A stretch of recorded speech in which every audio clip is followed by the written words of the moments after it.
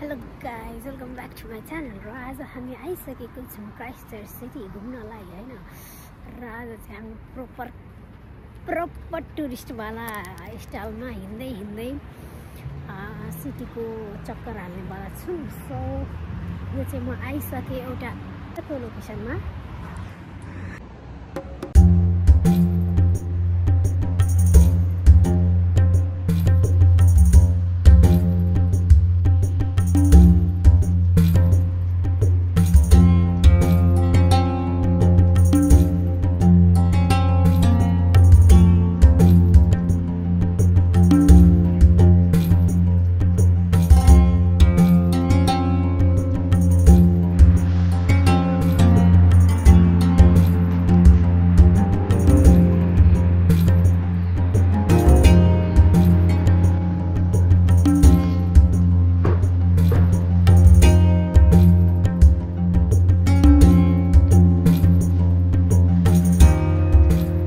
हाम्रो काम भनेको चाहिँ कहाँ के छ भनेर खोज्दै हिँड्नेवाला हुनुहुन्छ।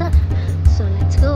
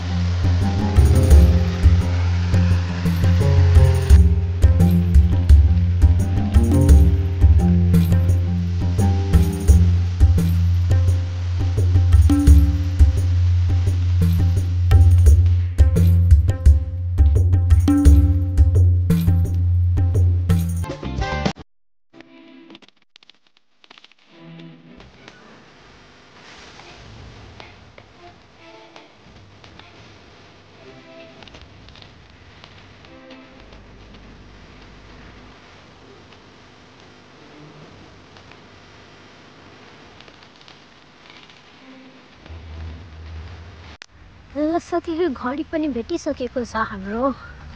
यो अस्ति हराएको मेरो घडी यही त नि, यहाँले राखिरहेछ नि त। अहिलेको घडीमा कति बजी छ भनेर हेर्नको लागि अब हामी के गरौँ भन्दा यो भयो 12 1 2 3 यहाँ 3 आउँछ।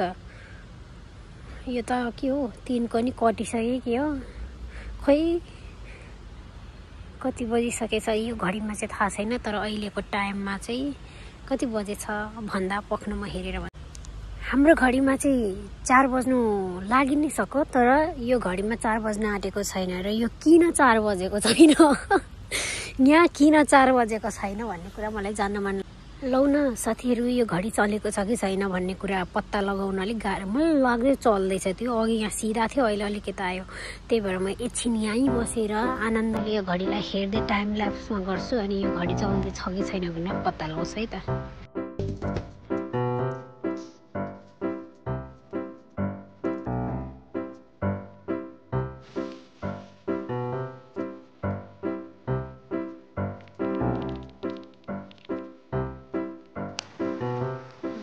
यो पत्ता लाग्छ कि यो घडी चल्नु चाहिँ चल्दैछ।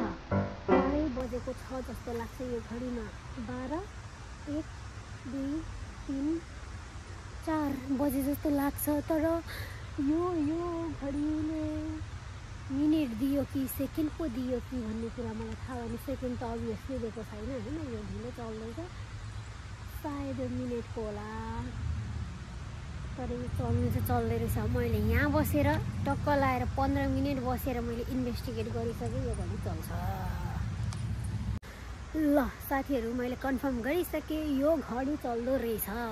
यो टाइम ल्याप्स भन्दा अगाडि हालेको मैले टाइम ल्याप्स जुन छ त्योबाट पनि थाहा पाउन सक्नुहुन्छ होइन। यो घडी अघि सिधा थियो दुईटै, तर यो अहिले यहाँसम्म आइसकेको छ। त्यही भएर यो घडी चल्छ। I agree, I confirm it. अब हामी जान्छौँ अरूलेतिर है त। सो अब कता जाने त नि, पार्कै पार्क छ। यस्तो डुल्दै हेर्दै गऱ्यो। फुलहरू चाहिँ जता नि रोप्ने रहेछ कि यहाँनिर फेरि।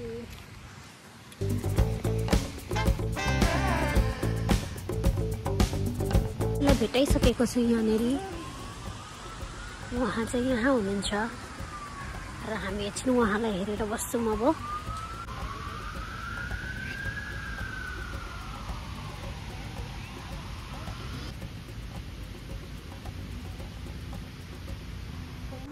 म चाहिँ खासै बानी परिसकेको छैन क्या यस्तो भ्लगहरू गर्नको लागि। त्यही भएर कि मान्छेदेखि कि लाज लागिहाल्छ क्या अनि हतार हतार फोन यसो तल झारिहाल्नु। यहाँनिर राम्रो छ यार।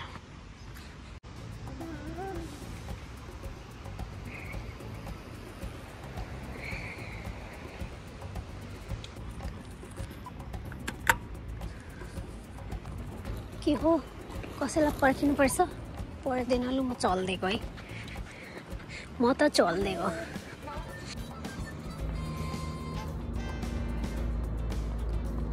र हामी फेरि आइसकेको छौँ मेन ठाउँमा होइन, जुन ठाउँ चाहिँ म तपाईँलाई देखाउनेवाला छु। म त जाडो जाडो फिल हुन थाल्यो है अहिले। कहिले अब घाम हराउँदै गए पछाडि यस्तो चिसो लाग्न थालिरहन्छ। ओए मेरो त हात त अलिअलि काम्दैछ त जाडो हुन थालेर। अब चाहिँ सर्टकटमा यसो हल्का फल्का ठाउँ हेरेर अनि हामी ब्याक टु होम जानुपर्छ जस्तो छ है त। ट्राम्पहरू हिँड्ने ठाउँ है, सबै ट्रेनहरू हिँड्ने ठाउँ रहेछ। योभन्दा उता सायद यो डिरेक्सनमा छ जस्तो लाग्यो मलाई त ट्राम्प स्टेसन चाहिँ।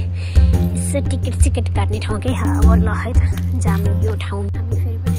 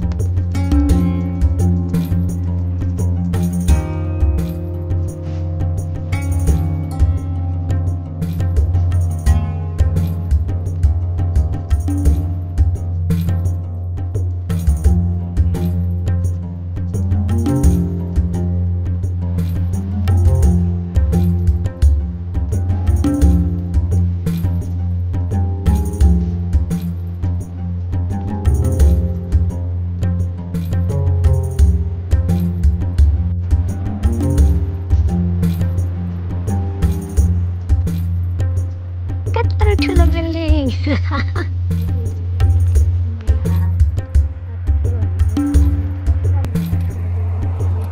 First time to now one more free.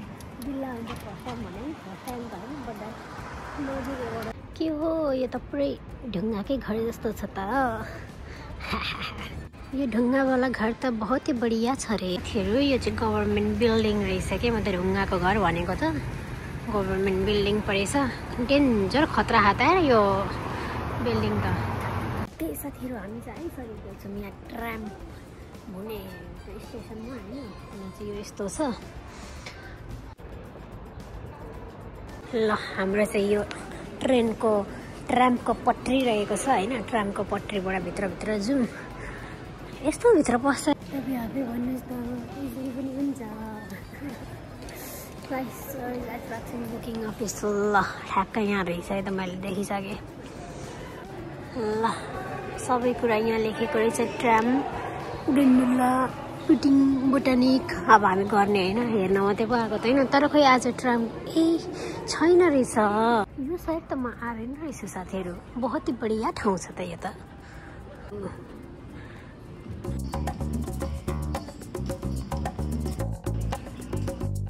साथीहरू यो त लास्टै मस्त वाला ठाउँ रहेछ। म त यहाँ कहिले आएकै थिइनँ रहेछ है। आज फर्स्ट टाइम आएको। यस्तो दामी छ त यो त बस्नलाई।